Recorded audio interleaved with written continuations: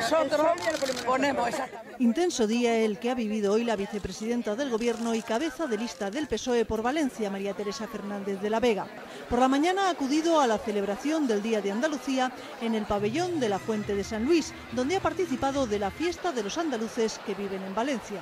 Hoy Andalucía es una pieza clave para la cohesión del conjunto de España y ha sido también un ejemplo en esa capacidad de garantizar la igualdad a todos los ciudadanos y ciudadanas. Después se ha trasladado al barrio de Ruzafa para participar en un acto con la cultura valenciana.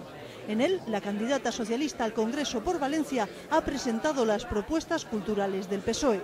Para los valencianos ha anunciado la creación de un Museo Internacional del Mediterráneo que sirva de encuentro multicultural. Estoy convencida de que este centro y el de cerámica están llamados a convertirse en un faro desde el que se pueda irradiar el arte de esta tierra. De la Vega ha estado acompañada por Carmen Alborg y Cipria Ciscar y por artistas como la pintora Carmen Calvo, las escritoras Carmen Amoraga y Susana Fortes, el arquitecto Fabián Gisterri y el cineasta Toni Canet. En tiempos revueltos, amar.